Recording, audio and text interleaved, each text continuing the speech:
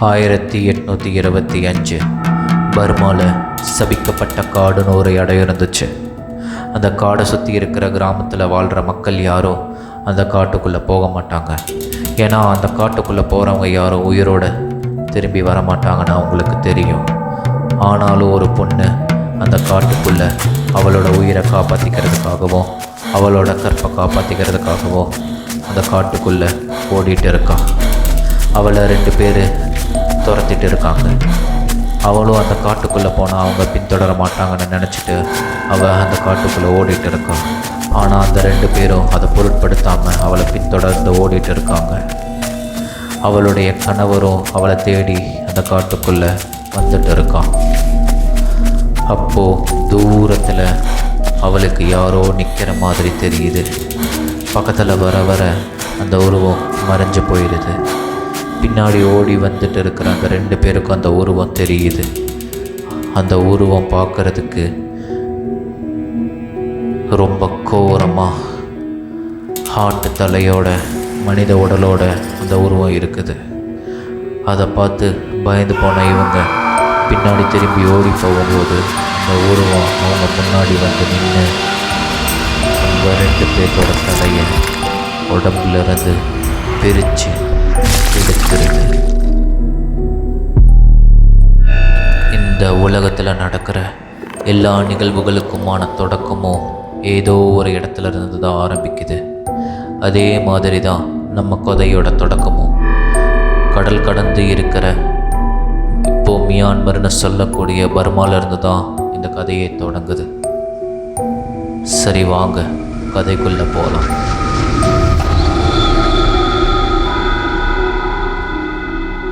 பின்னாடியே பின்தொடர்ந்து வந்துட்டு இருக்கிற அவளுடைய கணவர் கண்ணுக்கும் அந்த உருவம் தெரிஞ்சுது. அந்த உருவம் இவனுடைய மனைவின்னு நினச்சிட்டு அவளுடைய பேரை கூப்பிட்டுக்கிட்டே அவன் பக்கத்தில் போகும்போது அந்த உருவம் மறைஞ்சிருது. அந்த உருவம் இருந்த இடத்துல ஒரு கல் இருக்குது. அந்த கல்லில் ஆட்டுத்தலை மனித உடல் அப்படி ஒரு சிற்பம் இருக்குது. அதை பார்த்து கடந்து போகும்போது இவனை தேடி இவனுடைய மனைவி ஓடி வரா. அப்போது அந்த மனைவி சொல்கிறா நடந்ததெல்லாம் இந்த கடவுள் தான் என்னை காப்பாற்றுச்சுன்னு. அந்த கடவுளுடைய சிற்பத்தை கை நீட்டி காமிக்கும்போது இதே உருவத்தை நானும் பார்த்தேன் அப்படின்னு அவனும் சொல்கிறான். சரி வா நம்ம வீட்டுக்கு போகலாம் அப்படின்னு அவன் கூப்பிடும்போது அவளோ வரலை. இந்த கடவுள் தான் என்னை காப்பாற்றுச்சு, இந்த கடவுள் இருக்கிற இடத்துல தான் நான் இனிமேல் இருப்பேன், நீங்கள் வேணா போங்க அப்படின்னு அவள் சொல்லும்போது சரி நானும் இங்கேயே இருக்கேன் அப்படின்னு அந்த சிற்பத்துக்கு பக்கத்துலேயே ஒரு குடிசையை போட்டு வாழ ஆரம்பிச்சிட்டாங்க. அவளுக்கும் அவனுக்கும் தினமும் என்ன வேலைன்னா கடவுள்னு சொல்கிற அந்த கல்லை வழிபடுறது தான். அதுக்கப்புறம் சுற்றி இருக்கிற தேக்கு மரத்தை வெட்டி பக்கத்தில் இருக்கிற கிராமத்தில் போய் விற்று அங்கே இருக்கிற ஏதாவது உணவு பண்டங்களை வாங்கிட்டு வர்றது தான் இவனுடைய வேலை. இவங்களுடைய வாழ்க்கை கொஞ்ச நாள் சந்தோஷமாக தான் போச்சு. அதுக்கு காரணம் இந்த கடவுள் தானே அவங்க 2 பேரும் முட்டாள்தனமாக நினச்சிட்டு இருந்தாங்க. ஒரு நாள் வந்துச்சு.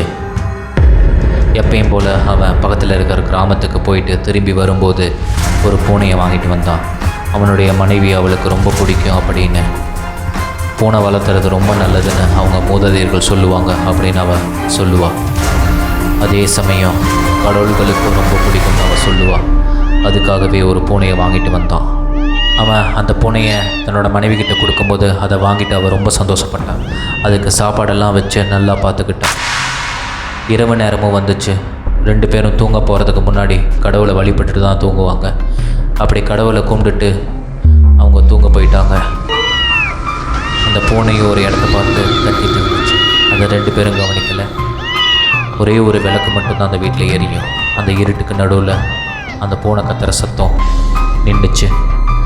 இவ்வளோ எதிர்ச்சியாக எந்திரிச்சு பார்க்கும்போது அந்த பூனையை காணோம். என்னாச்சுன்னு வெளியே போய் பார்க்கும்போது அவளுக்கு பெரிய அதிர்ச்சி. ஆமாம், அவள் கடவுளைன்னு நினச்சிட்டு இருந்த அந்த உருவம் உயிருள்ள பூனையை கடித்து சாப்பிட்டுட்டு இருந்துச்சு. இவள் அதை பார்த்து கத்தும்போது அந்த உருவம் திரும்பி அவளை பார்க்குது. இவ கத்தின சத்தம் கேட்டு இவளோட கணவரும் எந்திரிச்சு வெளியே வரும்போது அந்த கணவருக்கும் பேரதிர்ச்சி. ஏன்னா அந்த உருவம் இவங்க 2 பேர்த்த நோக்கி தான் வருது. அந்த உருவம் பக்கத்தில் வர வர வர வர இவங்களுக்கு புரிய ஆரம்பித்தது. நாம் இதுவரை கடவுள்னு நினச்சிட்டு இருந்தது கடவுள் இல்லை, அது சாத்தான் அப்படின்னு அப்போ தான் அவங்களுக்கு புரிஞ்சது. ஆனால் அந்த உருவம் பக்கத்தில் வர வர இவங்க 2 பேரும் மயங்கி விழுந்துட்டாங்க.